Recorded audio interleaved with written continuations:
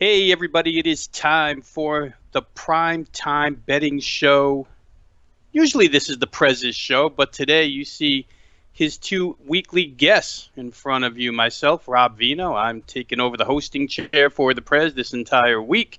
And of course, with me, our third guest, or our third participant, I should say, on the Wednesday show, Joe Raineri. We're going to walk you through the primetime games this week. We're going to go with Friday's Kent State Utah State bowl game. We'll move to Saturday action, take you through the Rams in San Francisco, which is the primetime spot on that night.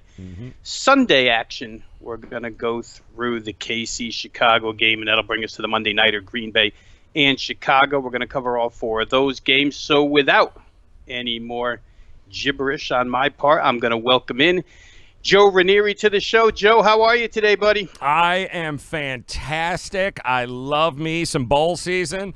I love the last 2 weeks of the NFL. It's a beautiful time of year, Rob. Certainly from a fan perspective and certainly from a handicapping perspective, this is a good time of year, man. We love it. Yeah, I had mentioned with Drew yesterday that for myself personally, it supersedes even March Madness for me. I love the bowl season. 40 games jammed into about 15 days with, as an Italian kid, you throw down some ravioli. You got it made for a couple of weeks. You can't beat it. Yep.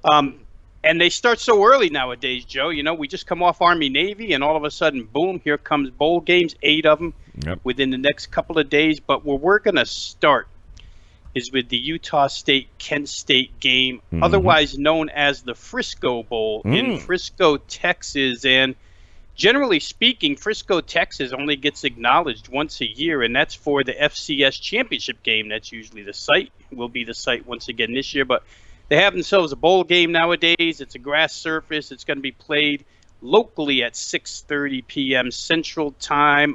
Quick weather report I looked up, Joe. 35% chance of rain for the entire game, but no accumulation, no serious winds, only 5 miles per hour, so everything seems to be good. Go ahead and give us your read on this Utah State-Kent State game. Well, things were going swimmingly here, right? For the couple of weeks leading up to this game, the line comes out. It's been hovering around that, -6. It's been up there, in the low 60s for a total. And then, in the last 24 hours, all hell has broken loose due to the fact that apparently we've got a bit of a marijuana issue going on with a few players from Utah State, namely – Jordan Love, the quarterback who's announced he's going to the draft but said, I'll still play in the game.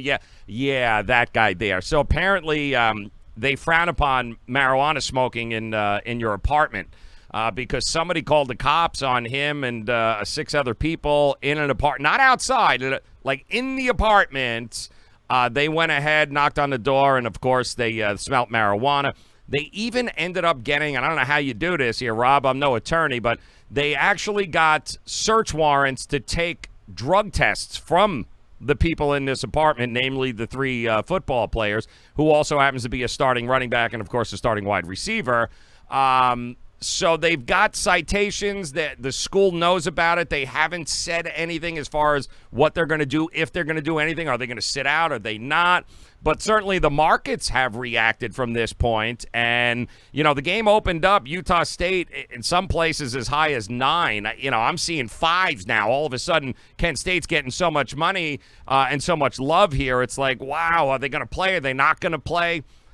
If they play or they don't play, I was always looking at the total in this game anyway because of the style that Utah State plays.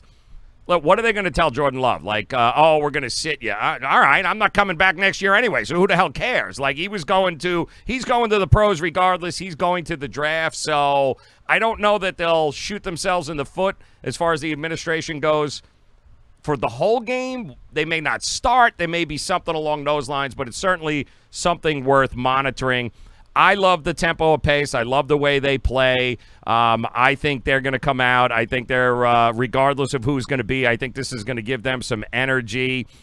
He didn't play as well as he should have played this year, Jordan Love, but I do think if he goes, and it's a big if, though, and if he does play even half a game here, I do think they're going to be able to put up some yardage here in this game, both on the air and the ground. I know Utah State averaging 428 yards per game.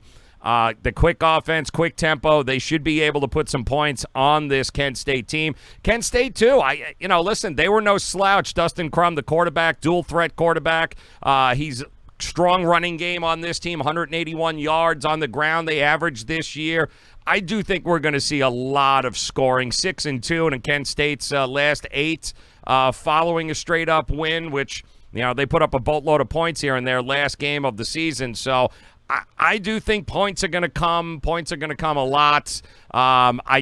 Careful on the total on the side, rather, depending on what happens with his status and the receiver and the running back. But I do think that we're probably looking at a total somewhere in the 60s when it's all said and done. Yeah, and to that point, Joe, you're not alone in your affection for the over this afternoon. A little earlier, we saw the push up to 67.5 now, and even a 68 stray out there. So looks like money feels that Utah State's going to be at full strength here. Maybe no suspension coming down. Jordan Love looking to use this as some type of performance for NFL scouts, but I would say that if Charlie Casserly was a GM, he'd probably already have Jordan Love X'd right off the board for marijuana use. Yep. So if you weren't going to be investigated enough already, kid, you'll be investigated a little bit more by these teams. Get ready for some wild questions at the Combine for Jordan Love. Just for those out there, if Jordan Love, and it would appear that he's going to go, but the backup in this instance is Henry Columbia, a guy who's played for the last couple of years behind Love, a lot of time in mop-up duty last year when Utah State was blowing people out a little bit this year as well, so he's not an inexperienced guy. Let's go ahead and move on, Joe, to Saturday, where the NFL is abandoning Thursdays and now, going to go up against 5 college bowl games with their triple header of their own on the 21st here. And if you're following along here, you note that the Rams-San Francisco game might be first on the rotation, but it's last on your television. It's the night game here. That's why we're going to cover it. Rams at San Fran. San Fran, of course, off of that 29-22 debacle against the Falcons last week, where the Falcons put up 12 points in the last 2 seconds and made me happy to cash an over ticket and, covered for my sadness of holding a Washington +6 earlier. So sometimes you win on the last play of the game, Joe. Sometimes you lose on the last play of the game, but we'll take the win anytime. For the Rams, it was blowout city against the Cowboys. I don't know if anybody saw that type of final score coming, but it came. They were out physical at the line of scrimmage, 263 Cowboy rushing yards in a game that the Rams basically had to have. Not mathematically eliminated yet, but they're hanging on by a thread, Joe. So for the 49ers, just to read a quick playoff scenario here, they fell to the number 5 seed after that loss, but they can go all the way back to number 1 if they win out. Their last game happens to be against the Seattle Seahawks. So a lot at stake for the 49ers, for our banged-up club. And for the Rams, it's win and hope. How do you see this one going? I'll give you a quick number here on this game. The 49ers at home, favored as we speak, Joe, by 6.5 and a total of 45.5.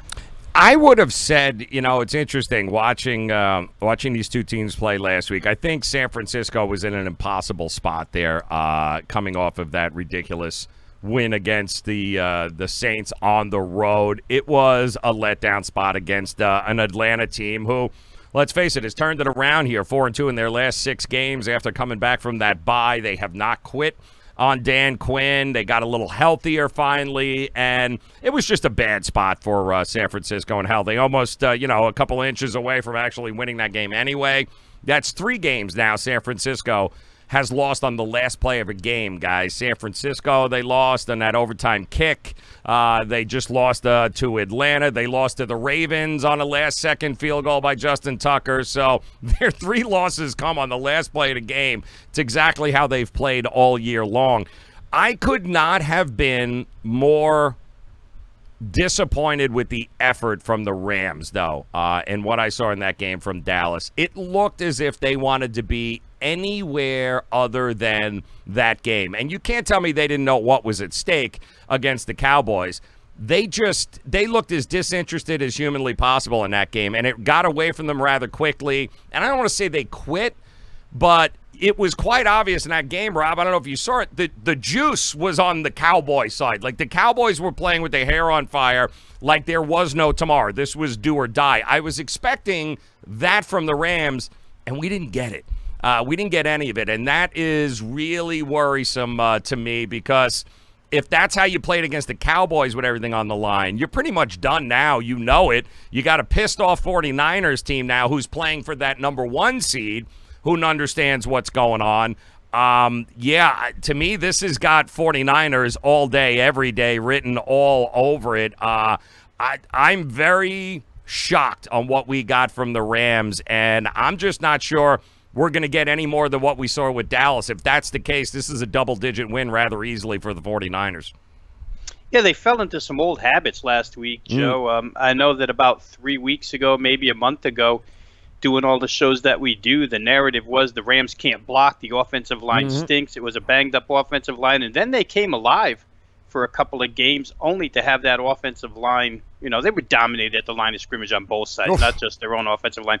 But to the San Francisco side here, the first time around in that 20-7 win, that San Francisco pass rush was all over Jared Goff, and I think we all agree that this guy needs everything picture perfect to be effective, and the 49ers didn't allow it the first time. They might be banged up, but it's not across the defensive front. The pass rushes are still there, so we'll see if they can cause a little trouble, rattle Jared Goff into some turnovers, and get themselves a victory. Hey, before we hit the next game, I want to let everybody know that Joe Raineri, my partner here on this show, has been absolutely on fire in the NFL this season. You'll want to stop by sportsmemo.com and pick up what Joe has to offer here this weekend in the NFL and in college.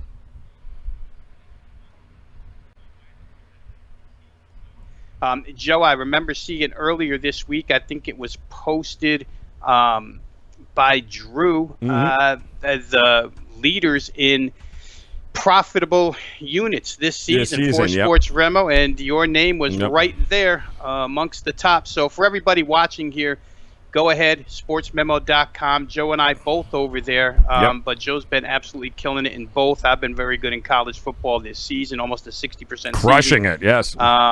College football bowl play up and more to come later this afternoon. So one more time, sportsmemo.com. Let's move to Sunday night here, Joe. Kansas City and the Bears, and the Bears almost pulled off the old Stanford Cardinal play. They wound up falling about 2 yards short with an opportunity maybe to get in the end zone on the last play of the game. Would have been another debacle for tickets that were written on that game. Somebody would be shredding and somebody would be jumping for joy, but they did not make the end zone. They lose to Green Bay. They, like the Rams, are not mathematically eliminated, but they're all but eliminated. They have to take on the Chiefs here. They're at home. It's a team, Joe, that has not really faded down the stretch. Actually, they played a little better down the stretch than they played earlier this season. Chicago weather, always worth checking, guys. Not that Kansas City's not willing to play in adverse conditions. They played in a snowstorm last week against Denver, so KC knows what it's like to be in the cold. The better offense here, obviously. They are the current favorite in this game. Game opened 4. We see a big push here, Joe. Kansas City -6. Total started 45, down to 44.5. So a lot of people looking at the KC side, the team that does have a playoff scenario where they need to win games, and the Chicago side, of course, like LA, a team hanging on by a thread. Go ahead and give us an analysis of KC at the Bears on Sunday night. Yeah, well, when you throw for 340 yards and 2 touchdowns in a blizzard, I'm thinking the cold temperatures in Chicago are not going to be an issue for Mahomes and company here. Again, losing in devastating fashion like they did Chicago there is a bit demoralizing. They really got nothing else to play for at this particular point. Yeah, it would be nice to play spoiler, but, these guys are human. It's a total letdown situation at this particular point. They had so much going for them. Couldn't take down Aaron Rodgers. They ain't going to take down Patrick Mahomes in here. But I'm more inclined, of course, to look towards the total And I want to give Spagnuolo a big shout-out, man. I got to give him props and credit. What he's done in the second half of this season to that Kansas City defense has been amazing. They just picked up Terrell Suggs there for a big push, too. Looks like he's going to report. Frank Clark. I mean, you go down the list. This team has really made a turnaround, and Spagnuolo really did a great job of getting these guys under control. They're not the same defense that they were in the beginning of the year. They've really been, ever since he got hurt there, Mahomes, they've really done an amazing job, especially the last month and a half. So I think that continues. Trubisky, not going to put up points, guys. They're not going to do it. They're going to dare him to beat him deep. He's not going to be able to do it. And I don't think Kansas City at this point is going to be doing much of anything other than exactly what they've always done with Andy Reid, is put up points. They're not going to try and risk anything. They're not going to get crazy. They need a win. They'll get the win. They've already clinched the West. So I don't anticipate a whole lot of resistance from Chicago's offense to make this a big game. So I definitely lean the under in those temperatures in this spot, especially we know primetime unders have been fantastic this year in the NFL. So I would look to probably go first half as well as full game. Give me the under in this. Under the 44.5. And, as you mentioned earlier, Joe, you don't know how much interest the Bears would have in even playing spoiler at this point. And generally speaking, just a handicapping, I'm not going to blanket statement anything, but an angle to look at. When these teams look to play spoiler, it would generally be against a divisional foe, not against a non-conference foe. What does Chicago care about being a spoiler to Kansas City? Yep. They'd rather have it be the Packers or the Vikings, much like the situation that the Rams are in. If they want to go ahead and act like that, they can try and be a spoiler to San Francisco. But when you're looking at these games from the underdog perspective, it's a pretty good angle to note that if it's a divisional game, there's probably a little better chance for the underdog to play spoiler. Monday night, Joe, we're going to get a good one. Yes. Green Bay at Minnesota. If the Vikings want to win the NFC North, they have to win this game and then finish off the rest of the season.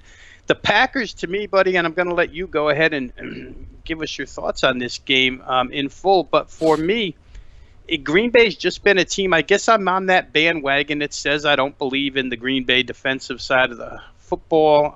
It's been, to me, porous all season long in the secondary. They started the season off with a couple of good pass rushing games, and we're getting a lot of praise for off-season moves. But it's turned sour since then, as far as I can see. And Minnesota's been a home darling, right? They cover point spreads at home. That's about all they do. Last week, I know the Chargers drew an awful lot of money in that game against the Vikings, and Minnesota went on the road, a place where they have been good, and absolutely slaughtered that L.A. Charger team. Adam Thielen back for the Vikes. In this game, Minnesota opened up 4.5. Currently, as we speak, Joe, they are up to 5.5, as high as 6 at one offshore. I'm looking at 46.5 was the opening total. It's been bet down to 45.5. So money on Minnesota and under. Go ahead and let us know which way you like in this game. It makes sense. I'm with you. I'm not a big believer in the Packers. I think it's smoke and mirrors here, and look no further than what they did last week. They come out, they score points, and then they disappear in the second half. They literally almost gave Chicago the opportunity to come into back in that game, a game that should have been blown out and done and over with by the third. But they continue to do that time and time again. They look good in the first half of games, and then come the second half, it's like, where's Green Bay? I have no idea. Run defense, biggest problem with that Green Bay team. I anticipate it's, we know about his problems in prime time, that being Kirk Cousins. Great game on the road, really showed us something there. But I think this is going to be the Dalvin Cook show, provided he's healthy or not. If not, doesn't matter. The backup is just as capable. They're going to attack Green Bay's defense on the ground. I think this is going to be divisional matchup, primetime game. Again, I'm looking under in this spot here. I don't think there are going to be a ton of points scored in this game. I do think that this is going to be a typical AFC North battle, December game in Minnesota. I love Minnesota's ability to be able to get the job done at home under Zimmer, but I don't see a lot of points scored in here. I think they are going to run the ball down Green Bay's throat. They're going to keep Aaron Rodgers on the side. They're going to control the time of possession, and I do think Minnesota's going to be able to pull this one out. And to the running the football point, Joe, even if, and I would imagine Dalvin Cook, even though he's banged up, I would imagine he'll go if at all possible. But if he's unable to, boy, Alexander Madison, the kid from Boise Great. State, has been a really nice backup Yep. here. So I don't know how much you lose out of the backfield. Madison, a very good pass catcher as well. I know Cook is the number one and the starter. But in case, even during the game, Yep. Alexander Madison has shown he can fill the shoes of Dalvin Cook all season long.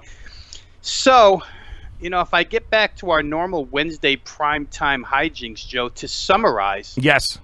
you and I have just pulled off an informative preview of 4 football games in timely fashion, and not once did you have to go to a photograph of a dumpster fire to describe this show. So, I don't know, Prez, we have found a little niche here. We did a pretty good job. Hopefully, those of you watching here think the same. Once again, I want to direct you all to sportsmemo.com. Joe Raineri, NFL football, college football, selection packages up and available. One of the best handicappers at Sports Memo, not just this day, not just this week, not just this month, but for this season. He's been all over it this year, so go ahead and pick up Joe's stuff. I myself have had a terrific college football season, college football bowl plays. Those who know me know they're going to come fast and furious because I love the bowl season. So visit us both at sportsmemo.com. Joe, thank you so much for joining me and participating in this, what I would have to consider, I don't know, the premier edition of this Wednesday primetime show. How would you describe it? I got to tell you, I think this is one of the most well-done, most professional primetime shows that we have really ever done on this episode. And I think that if the Prez was actually here, I think the Prez would he would absolutely oh, that's not the right photo. I'm sorry. I'm sorry, that's not right. I'm so sorry. That anyway, yes, I would say that it was very professional and well done, Rob. So kudos to you, my man. It's always a pleasure to talk to you. Make sure you get the sports memo, guys. Rob's on fire. Get his bowl plays. Do it today. Pleasure, Rob. Always good seeing you, my man. Always good talking with you, buddy. Hey, for those of you that are watching, join us again. I'll be back tomorrow on Thursday's edition of The Betting Edge. Covering for Prez one more time. I believe tomorrow's guest is Mid-Major Matt, and I'll be with Joe tomorrow. You can catch us on what's become the insanely popular NBA tip-off show powered by WagerTalk. So we're both pretty busy. Joe busier than almost anybody doing these shows. But thanks for joining us, and we will get with you again tomorrow. Appreciate it, Robbie. Be good, guys. Get to sportsmemo.com.